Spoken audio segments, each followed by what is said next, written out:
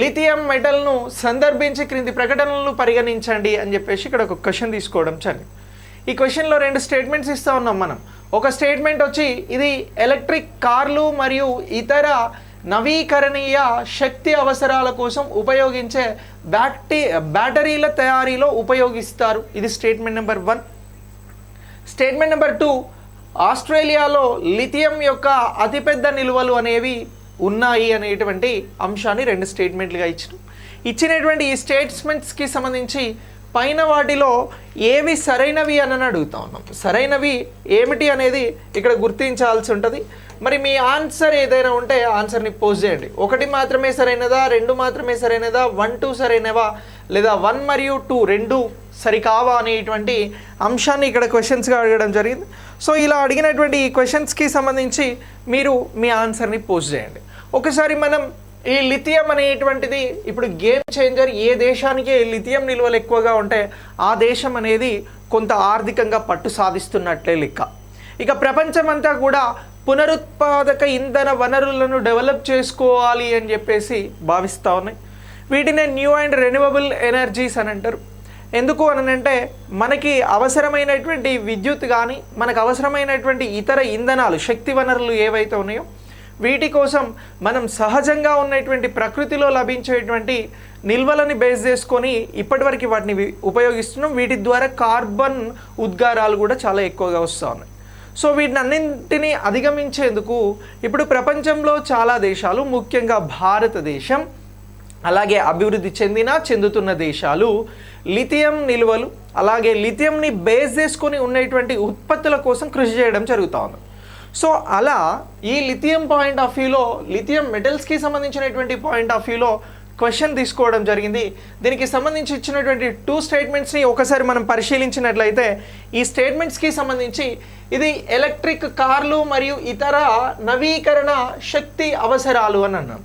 Electric కార్లలో ఇది ఏ విధంగా ఉపయోగపడుతుంది అని అంటే బ్యాటరీలకి సంబంధించి ఉపయోగపడుతూ ఉంది. సో ఇలా ఈ ఎలక్ట్రిక్ కార్లకి సంబంధించి లిథియం అనేది చాలా ఇంపార్టెంట్ అని గుర్తుంచుకోవాలి. ఇక నెక్స్ట్ ఇతర గాడ్జెట్స్, అవి ఫోన్స్ కావచ్చు, ల్యాప్టాప్స్ కావచ్చు, ఇలాంటి వాటికి కూడా మనకి లిథియం అనేది చాలా ముఖ్యమైనటువంటి ఒక కీలకమైనటువంటి మెటల్గా ఉపయోగపడుతున్నది అనేటువంటి మాట వాస్తవం. సో ఇలా వీటితో పాటు మరికొన్ని ఎలక్ట్రిక్ అలాగే ఈ బ్యాటరీస్ వాటిలో వీటిని ఉపయోగించడం జరుగుతోంది. సో అలా లిథియం అనేటువంటిది శక్తి వనరులకి సంబంధించి ఉపయోగించుకునేందుకు ఈ బ్యాటరీల తయారీలో ఉపయోగిస్తున్నారు అనేటువంటి స్టేట్మెంట్ రైట్. ఇక నెక్స్ట్ ఆస్ట్రేలియాలో లిథియం యొక్క అతిపెద్ద తెలిసిన నిల్వలు ఉన్నాయి అని చెప్పేసి ఇక్కడ మరొక స్టేట్మెంట్ తీసుకోవడం జరిగింది. అయితే ఆస్ట్రేలియాలో లిథియం నిల్వలు ఉన్నాయి కానీ అతిపెద్దగా లేవు కాబట్టి ఈ స్టేట్మెంట్ తప్పు. మరి ఇది తప్పు అయినప్పుడు రైట్ స్టేట్మెంట్ ఏంటి సార్ అని అంటే మనకి ఈ లిథియంకి సంబంధించి దక్షిణ అమెరికా కాంటినెంట్లో, సౌత్ అమెరికాకి సంబంధించినటువంటి దక్షిణ అమెరికా ఖండంలో ఇటీవల లిథియం నిల్వలు అనేవి ఎక్కువగా బయలుపడడం జరిగింది. సో ఎక్కువగా ఏ దేశాలలో లిథియం నిల్వలు ఉన్నాయి సార్ అని అంటే మనం గుర్తించాల్సినది చిలీ, అలాగే అర్జెంటీనా. సో ఈ దేశాలకి సంబంధించి లిథియం నిల్వలు ఎక్కువగా ఉన్నాయి. ఇటీవల భారతదేశం అర్జెంటీనాతో లిథియం కోసం ఒప్పందాలను కూడా చేసుకోవడం జరిగింది. ఇప్పుడు ఏదైతే అర్జెంటీనా దేశం ఉందో ఈ అర్జెంటీనాలో వచ్చేటువంటి లిథియంకి సంబంధించినటువంటి ప్రాసెసింగ్ కానీ ఆ లిథియంని పొందేటువంటి అంశాలలో కానీ భారతదేశం లిథియంకి సంబంధించినటువంటి ఈ నిల్వల కోసం ఏ దేశంతో ఒప్పందం చేసుకోవడం జరిగింది అని అంటే అర్జెంటీనాతో. ఇక మరొక దేశం ఏమిటి అని అంటే బొలీవియా. సో ఇలా ఈ దేశాలలో ఎక్కువగా లిథియం నిల్వలు ఉన్నాయని గుర్తుంచుకోవాలి. ఈ 3 దేశాలని ఏమని పిలుస్తారు సరే అంటే లిథియం ట్రయాంగిల్ అని చెప్పేసి పిలవడం జరుగుతూ ఉంది.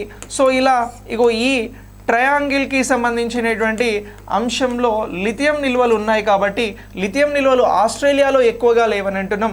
ఇక్కడ సౌత్ అమెరికా దేశాలలో ఎక్కువగా ఉన్నాయి అని అంటున్నాం. సో అలా ఈ క్వశ్చన్కి రైట్ ఆన్సర్ వచ్చి 1 మాత్రమే సరైనటువంటి ఆన్సర్గా మనం చెప్పాల్సి ఉంటుంది. ఏది సరైనటువంటి ఆన్సర్ అని అంటున్నాం, ఒకటి మాత్రమే సరైనటువంటి ఆన్సర్. ఇచ్చిన స్టేట్మెంట్లో సెకండ్ స్టేట్మెంట్ అనేది తప్పుగా ఉన్నది. సో ఒకటి అనేటువంటి స్టేట్మెంట్ మాత్రమే సరైనటువంటి స్టేట్మెంట్గా గుర్తుంచుకోవాలి. సో ఇలాంటి పాయింట్ ఆఫ్ వ్యూలో ఈ క్వశ్చన్ మోడల్లో చాలా క్వశ్చన్స్ని మీరు గ్రూప్ 1 గ్రూప్ 2కి సంబంధించినటువంటి ఎగ్జామ్స్లో ముఖ్యంగా ఎదుర్కొనాల్సి ఉంటుంది.